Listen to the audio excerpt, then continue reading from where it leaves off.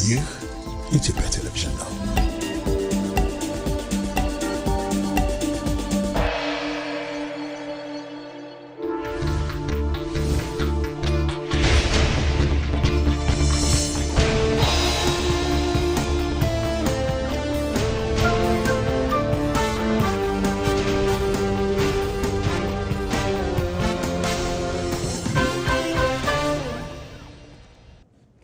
እንዴት አምሽታችኋል የተወደዳችሁ ተመልካቾቻችን የኢትዮጵያ ቴሌቪዥን እየተከታተላችሁ ትገኛላችሁ ከምሽቱ 12 ሰዓት ሆኗል የጥር 19 2018 ዓ.ም የዕለተ ማክሰኞ ኢቲቪ ዜና 57 በቀጥታ ወደ እናንተ መድረሱን ጀምሯል ሮዛ መኮንን ዜናዎቹን የመራብራችሁ ቆያለሁ አበይት ጉዳዮቻችንን እንቀራችሁ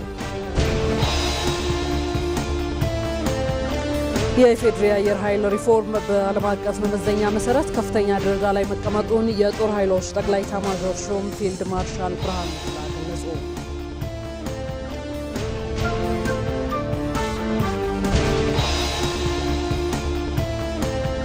ሁለንተናዊ ብልጽግናን ለማረጋገጥ የመደመር መንግስት ኢትዮጵያን የባህር በር ባለቤት ለማድረግ በቁርጠኝነት እየሰራ መሆኑ ተመላከተ።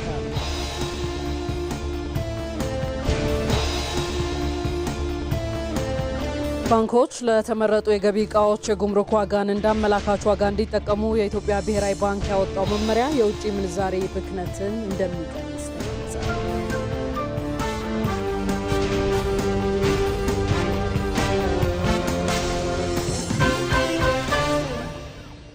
የተወደዳችሁ ከኢቲቪ ዜና 57 ጋር አብራችሁን ስለቁ።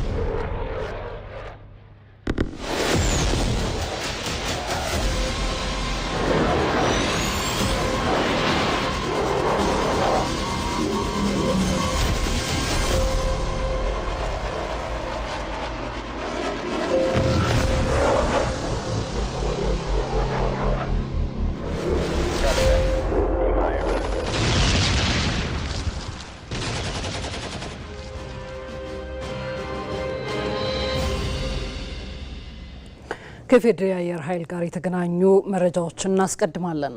የፌዴራል አየር ኃይል ሪፎርም በዓለም አቀፍ መመዘኛ መሰረት ከፍተኛ ደረጃ ላይ መቀመጡን የጦር ኃይሎች ጠቅላይ ኤታማዦር ሹም ፊልድ ማርሻል ብርሃኑ ጁላ ገለጹ። የፌዴራል አየር ኃይል ያሰለጠናቸውን የአየር ኃይል አብራሪዎችም አስመርቋል። ሳምሶን በላይ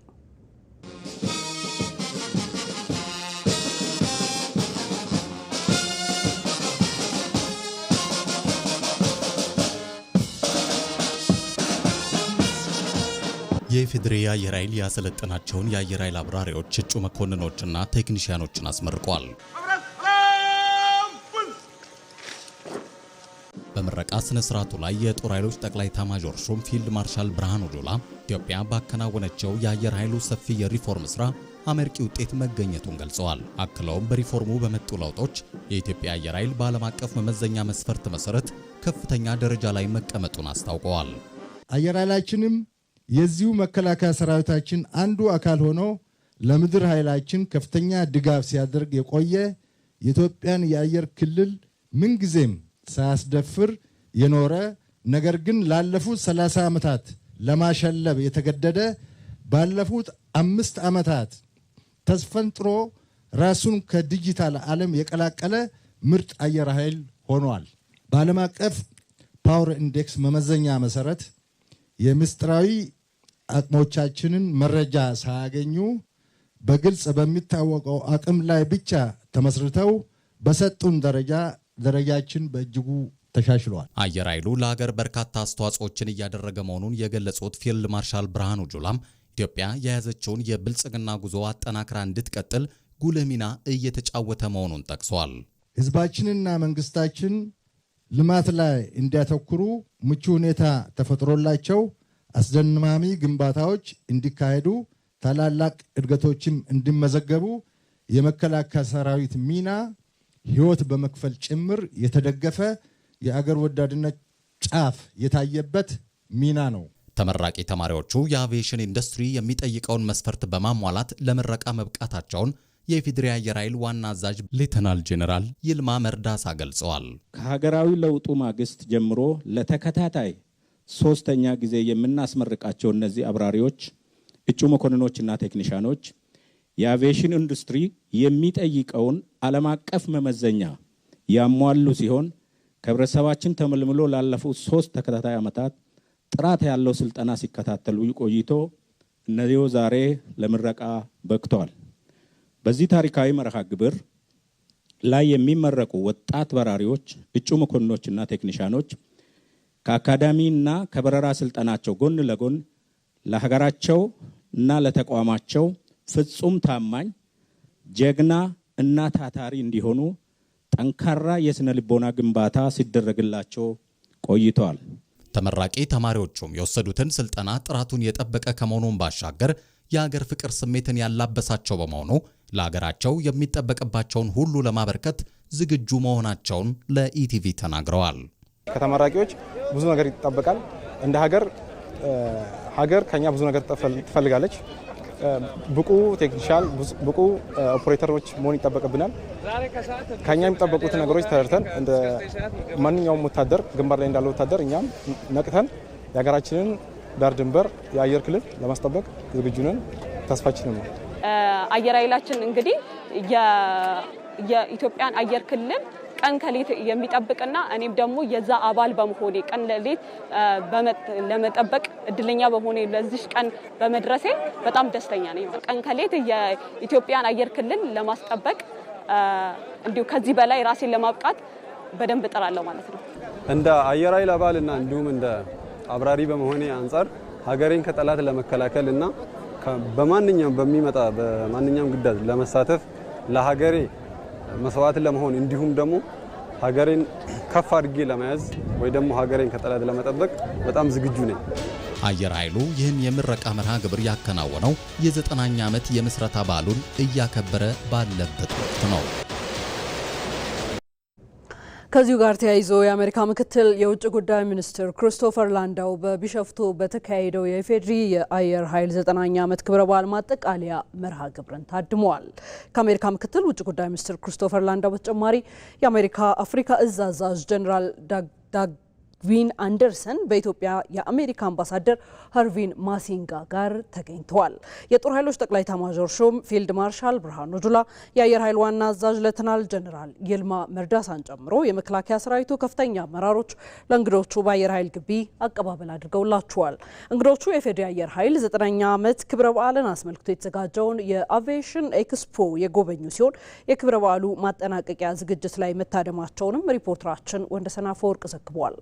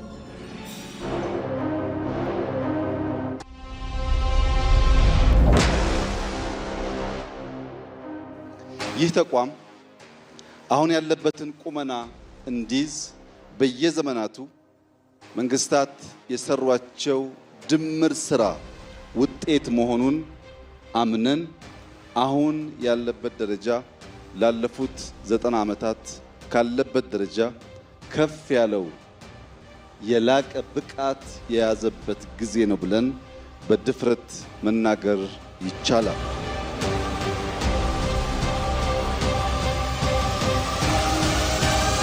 ባለፉት 5 ዓመታት የ85 ዓመቱን ስራችንን የሚተካከል የቴክኖሎጂ የሰው ኃይል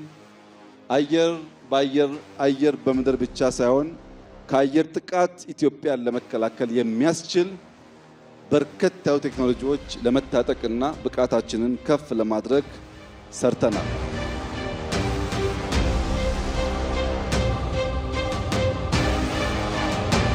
አየር ኃይላችን አየራችንን ብቻ ሳይሆን ፍላጎታችንን ጭምር የሚያሳካ ተቋም እንደሚሆን ያለኝን ሙሉ እምነት የገለጽኩ በአየር ኃይል የምትንቀሳቀሱ ጀግኖች በሙሉ በተሰማራችሁበት መስክ ካለ ማቋረጥ በመትጋት የኢትዮጵያን ስትራቴጂክ ፍላጎትና ብሔራዊ ጥቅም የማረጋገጥ ስራ ከፊታችን ያለ አብይ ተግባር መሆኑን ተገንዝባችሁ ቀን ከሌት ራሳችሁን እንድታዘጋጁ አደራ ልላችሁ ፈልጋለሁ።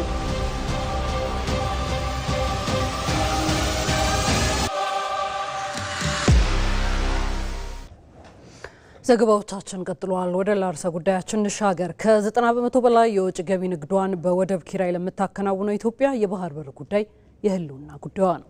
የመደመር መንግስት ሰጥቶ በመቀበል መርህ ሁለንተናዊ ብልጽግናን ለማረጋገጥ ሀገርን የባህር በር ባለቤት ለማድረግም በቁርጠኝነት እየሰራ ይገኛል። ምንተስኖት ይልማ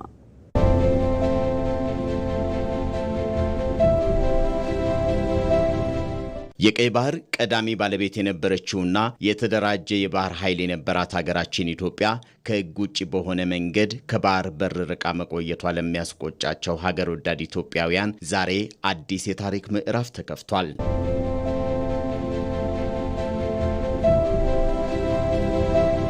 በጥንታዊው የአክሱም ስልጣኔ ወቅት የአዶሊስን ወደብ በመጠቀም ዝነኛ የነበረችው ኢትዮጵያ የምጽዋና የአሰብ ትልልቅ የባህር በሮች ባለቤት ነበረች።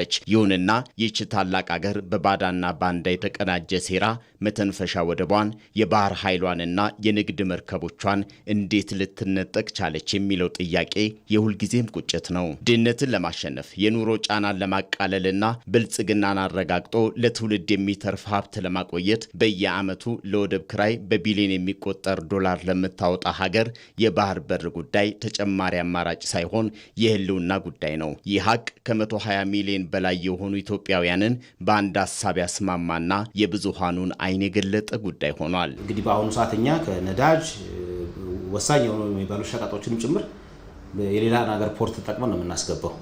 ይሄ ማለት ምን ማለት ነው? ቀጠናዎች ላይ ለምሳሌ እነዛ ቀጠና አሁን እኛ የምናስገባባቸው ሀገሮች ላይ ሰላም ባይኖር ሊዞ ሊመጣ ያለው ነገር አስበው። ስለዚህ ይሄ ስትራቴጂካሊ የኢትዮጵያን ህልውና አደጋ ውስጥ ይጥላል። የኢትዮጵያ ታሪካዊ ጠላቶች እንደሚሉት የባህር በር ዛሬ ጀምረን ነገ የምንረሳው ፋሽን አይደለም። ይልቁንም ለልጆቻችን የምናወርሳት የበለጸገችና የማትደፈር ሉዓላዊነት ያላት ሀገርን የመገንባት መሰረት ነው። ትላንት በአድዋ ዛሬ ደግሞ በታላቁ የህዳሴ ግድብ ያኖርነውን አሻራ ለመድገም ታሪክ በፊት ለፊታችን ያኖረው ትልቅ እድልም ጭምር ሆኖ ከህልውና ጉዳያችን ጋር ተፋጠናል። የኢትዮጵያ የባህር በር ጥያቄ ህጋዊ መሰረት ያለውና ለቀጠናው እድገት አስፈላጊ መሆኑን ለዓለም የማስረዳትና ለእውነታነቱ መስራት ታሪካዊ ኃላፊነቱ በዚህ ትውልድ ላይ ወድቋል። ይህን እውን ለማድረግ የተባበረ ክንድ፣ የተደመረ ጉልበትና የኢትዮጵያውያንን ንቁ ተሳትፎ የሚጠይቅ የዘመኑ አርበኝነት ነው። ብሔራዊ ጥቅም ሁሉንም ዜጋ ሪጋርድለስ ኦፍ ዜር ዲፍረንስ አንድ ላይ የሚያሰልፍ ነገር ማለት ነው። ሌላውን ነገር እርግፍ አድርገ የምትረባረብበት ነገር እንደማለት ነውና ለምሳሌ ባህር በር ሲባል የፖለቲካ ፓርቲ ልዩነት አይጠይቅም። የሃይማኖት ልዩነት፣ የብሔር ልዩነት፣ የጾታ ልዩነት በፍጹም አይገድቡም። የሁላችንም ነገር ነው።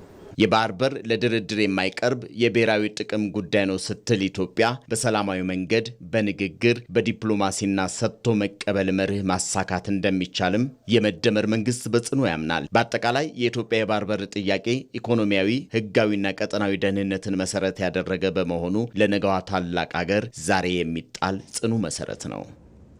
ቀጥለናል። ባንኮች ለተመረጡ የገቢ እቃዎች የጉምሩክ ዋጋን እንዳመላካች ዋጋ እንዲጠቀሙ የኢትዮጵያ ብሔራዊ ባንክ ያወጣው መመሪያ የውጭ ምንዛሪ ብክነትን እንደሚቀንስ ተገለጸ። መመሪያው ከዛሬ ጥር 19 ጀምሮ ባንኮች ለተመረጡ የገቢ እቃዎች የብድር ሰነድ ይሁን ሌላ ክፍያ ሲፈቅዱ የኢትዮጵያ ጉምሩክ ኮሚሽን ተመንን እንደ አመላካች ዋጋ እንዲጠቀሙ ያስገድዳል።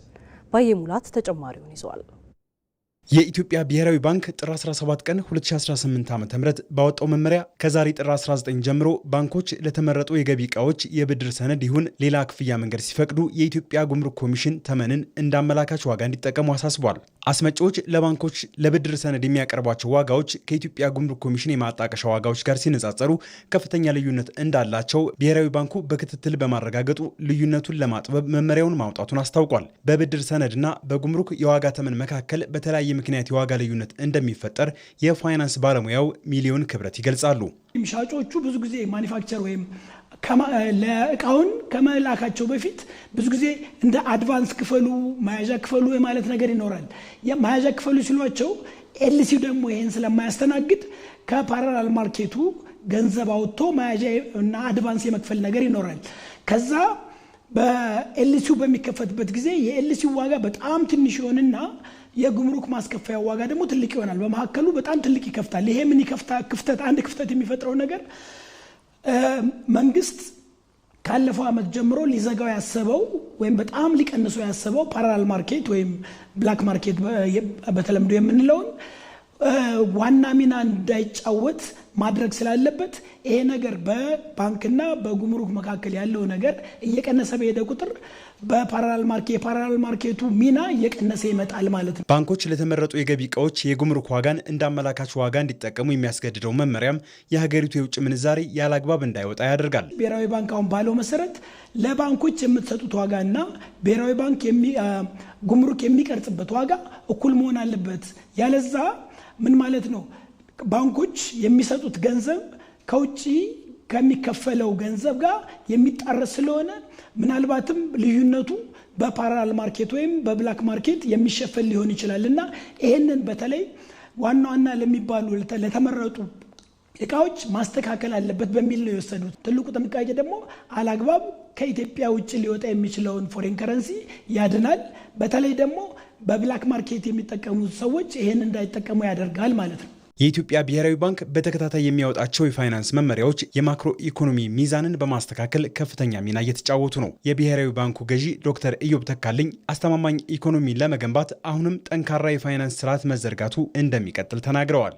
የውጭ ምንዛሬውን በተመለከተ አንዱ የሴንትራል ባንኩ ሚና እንዳልኩት ዋጋ ስንል የሀገር ውስጥም የኤክስተርናል ዋጋ ማረጋጋት ስለሆነ የውጭ ምንዛሬ ገበያውን የበለጠ ተገማች እና የተረጋጋ እንዲሆን የማድረግ ስራ ይሰራል። የፋይናንስ ዘርፉ ቅድም እንዳልኩት ጤናማ ሆኖ እንዲቀጥል ቁጥጥሩን በማጠናከር የዘርፉን ጤናማነት የማረጋጋት ስራ ይሰራል። ከ2016 ዓ.ም ጀምሮ በተተገበረው የማክሮ ኢኮኖሚ ማሻሻያ ወደ ስራ የገቡ መመሪያዎች ጠንካራ የፋይናንስ ስርዓት ለመገንባት ሚናቸው ከፍ ያለ ሆኗል።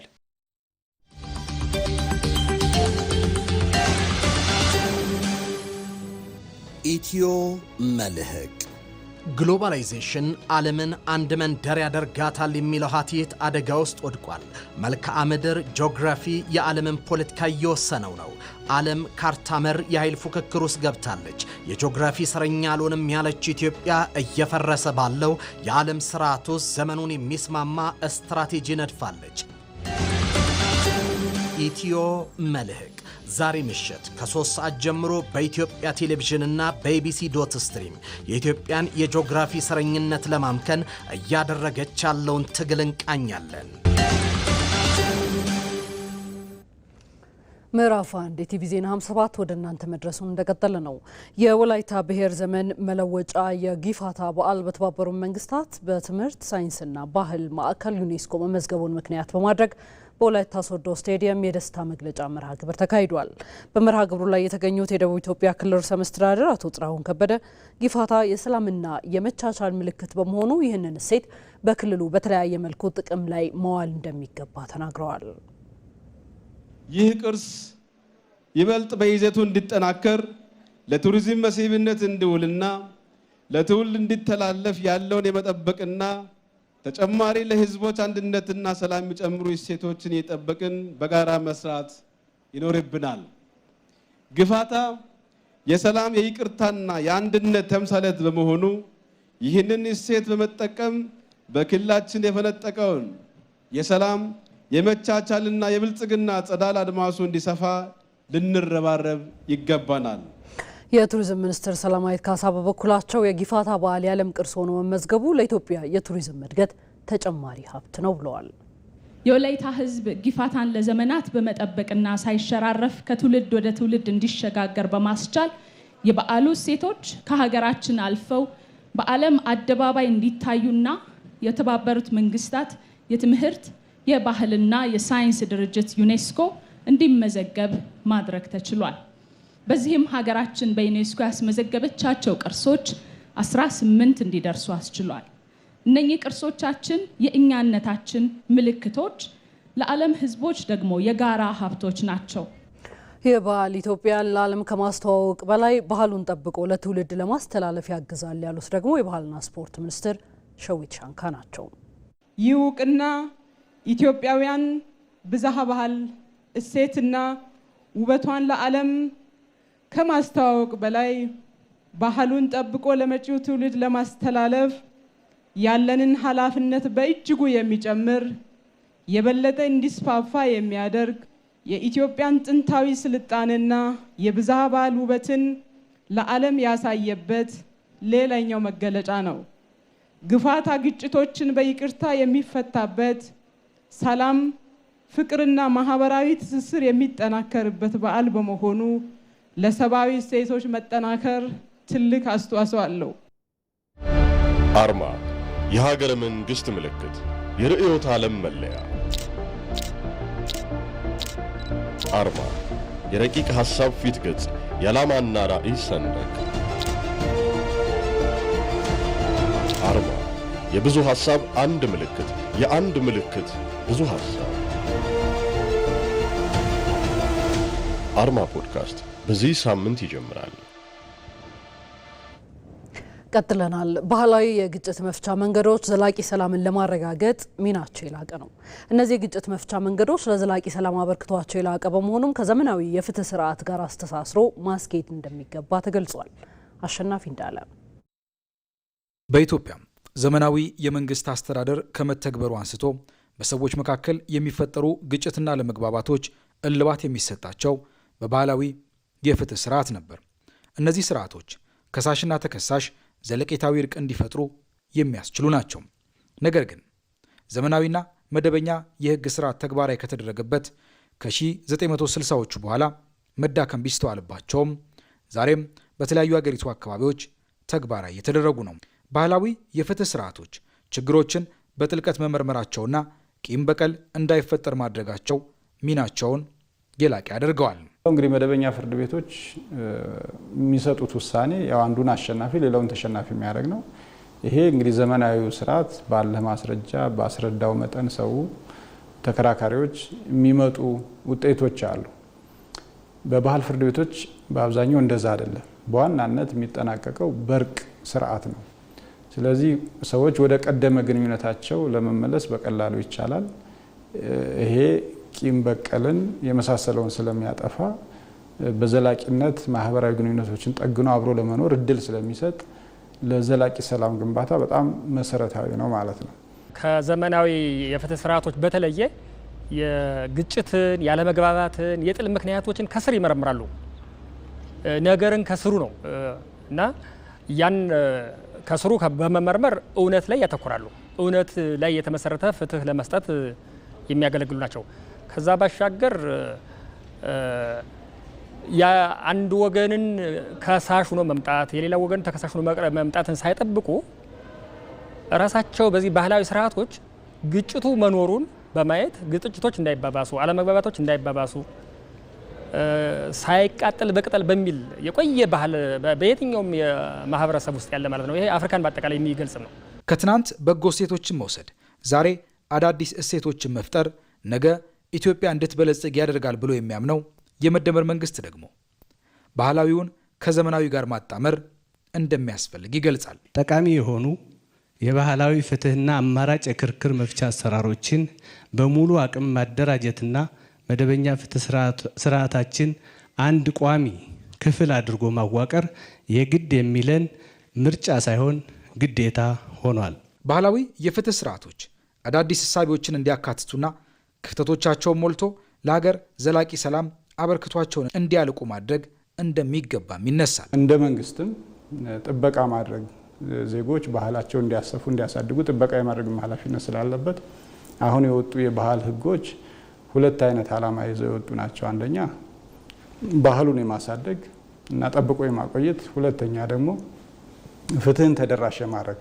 ሁለቱ ተቀናጅተው እንዲሰሩ ነው። አሁን ዘመናዊ አስተሳሰብ እንደዚህ ነው። ሁለቱንም መጠቀም ነው። አንዱን መምረጥ ሌላኛውን መተው አይደለምና መሰረታዊ የሆኑ ጉዳዮች ላይ ጥሰት ሲኖር ብቻ እንዲገናኙ በማድረግ እንዲያስተሳስሩ በማድረግ ጥቅም ላይ ይዋሉ ነው። በዛው በባህላዊ ስርዓት ውስጥ ካለቀ ድረስ ማስታረቅ፣ ማስማማት እንደውም የግልግል ዳኝነት በመስጠት በዛ በኩል እልባት ያገኛል። በኢትዮጵያ እያንዳንዱ ብሔረሰብ የራሱ የሆነ ቢያንስ አንድ የባህል ህግ እንዳለው ይታመናል። ይህም የኢትዮጵያውያንን ባህላዊ የግጭት መፍቻ መንገዶች ከ80 እንደሚሻገሩ ማረጋገጫ ሆኖ ይቀርባል። በስፋት ጥናት የተደረገባቸውና በታዋቂነት የሚጠቀሱ ከ10 እስከ 15 የሚሆኑ ዋና ዋና ስርዓቶች ደግሞ አሉ። የኦሮሚያ የገዳ ስርዓት፣ በተለያየ ስያሜ የሚከናወነው የአማራ ክልል የሀገር ሽምግልና፣ የጉራጌ ጆካ፣ የሲዳማ ሉዋ፣ የአፋር መድአ፣ የሶማሌ ሄርና የወላይታ ኢቲጋ እንዲሁም ደግሞ የትግራይ ባይቶን መጥቀስ ይቻላል። እነዚህንና ሌሎችንም ባህላዊ የግጭት መፍቻ መንገዶች ክፍተታቸውን ሞልቶ በአግባቡ መጠቀም ለዘላቂ ሰላም መረጋገጥ ያለው ሚና ከፍተኛ ነው። ዜና 57 ወደ እናንተ በቀጥታ መድረሱን እንደቀጠለ ነው። ወደ አየር ሁኔታ ትንበያ የምናልፍ ነው የሚሆነው። የአየር ሁኔታ ትንበያ ትንተና ባለሙያችን ኃይሉ ነገሰ እዚህ ስቱዲዮ ይገኛል። ከሱ ጋር ቆይታ እናደርጋለን። እንዴት አምሽተሃል? እንዴት አመሸህ ሮዛ? ቀጣይ ቀናቶች ምን እንጠብቅ? አመሰግናለሁ ሮዛ። በዛሬው ዕለት በመካከለኛው በደቡብ ምዕራብና በምዕራብ የሀገራችን አካባቢዎች ላይ የዳመና ሽፋን ነበራቸው። በነገው ዕለት በሰሜን ምዕራብ፣ በሰሜን ምስራቅ፣ በመካከለኛውና በምስራቅ የሀገራችን አካባቢዎች ላይ የበጋው ደረቅ ፀሐያማና ነፋሻማ የአየር ሁኔታ ይስተዋልባቸዋል። ከዚሁም ጋር ተያይዞ ምስራቅ አማራ፣ መካከለኛው ምስራቅ የሀገራችን አካባቢዎች ላይ በደጋማ ስፍራዎቻቸው ላይ የቀኑ ዝቅተኛ የሙቀት መጠን ከ5 ዲግሪ ሴልሺየስ በታች ሆኖ እንደሚመዘገብ የትንበያ መረጃዎቻችን ይጠቁማሉ። በሌላ በኩል በደቡብና በደቡብ ምዕራብ የሀገራችን አካባቢዎች ላይ የዳመና ሽፋን ይኖራቸዋል። ከዚሁም ጋር ተያይዞ ጉጂ፣ ምዕራብ አርሲ፣ ጅማ፣ ቤንች ሻኮ፣ ካፋ፣ ዳውሮ፣ ጌዲዮ እና የሲዳማ ክልል ዞኖች በጥቂት ቦታዎቻቸው ላይ ቀላል መጠን ያለው ዝናብ ይኖራቸዋል። በነገው ዕለት የሀገራችን ዋና ዋና ከተሞችና የቱሪስት መዳረሻ የሆኑ ስፍራዎች የሚኖራቸው የአየር ሁኔታ ጎዴ ፀሐያማ፣ ባህር ዳር፣ ጎንደር ዳመናማ፣ ጅማ ቀላል ዝናብ፣ ወሊሶ ዳመናማ፣ በተመሳሳይ ጂንካ፣ ኮንሶና ጋምቤላ ዳመናማ የአየር ሁኔታ ይኖራቸዋል። በአዲስ አበባ በነገው ዕለት ፀሐያማ የአየር ሁኔታ የሚኖር ሲሆን ጥር 21 እና 22 ዳመናማ የአየር ሁኔታ ይኖራል። ተመልካቾቻችን ለበለጠ መረጃ የኢንስቲትዩቱን ድረገጽ www.itomet.gov.ኢቲን ይመልከቱ። በርካታ መረጃዎችን ያገኛሉ። ሮዛ መልካም እናመሰግናለን አይሉ። እኔም በጣም አመሰግናለሁ ለሁላችን ሮዛ።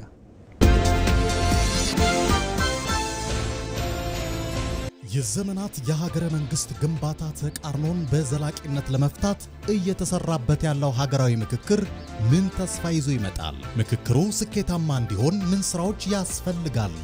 የነገው የአዲስ ቀን የዜና መሰናዶ የአጀንዳ ጉዳያችን ነው።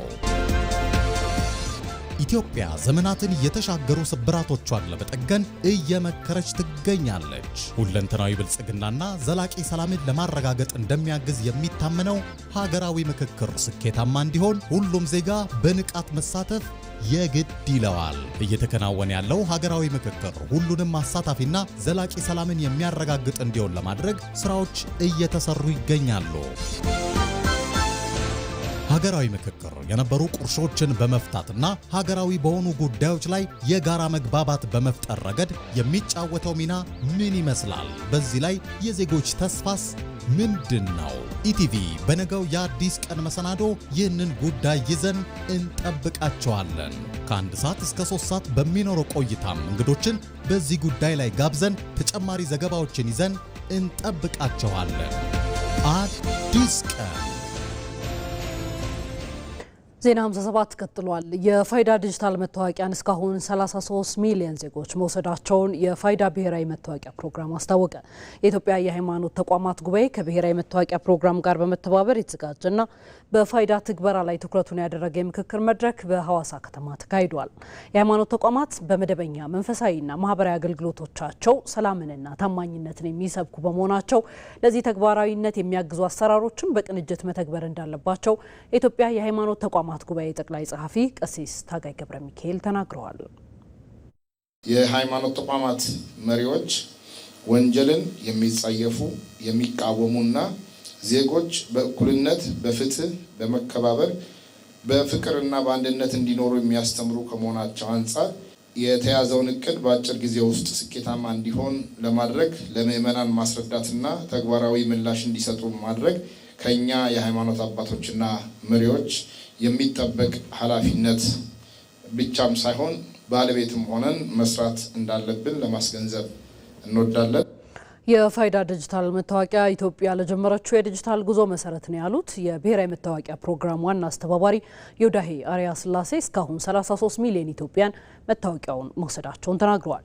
እንደ ሪፖርተራችን አስረሳ ወገሽ ዘገባ የፋይዳ ዲጂታል መታወቂያ መርሃ ግብር ለሁሉም ኢትዮጵያ የተሰጠ እድል ነው ያሉት ዋና ዳይሬክተሩ የሃይማኖት አባቶች የፋይዳን አስፈላጊነት ለምዕመናን በማስተማር ለአካታችነትና ለሁለንተናዊ ብልጽግና መረጋገጥ እንዲሰሩም ጥሪ አቀርበዋል።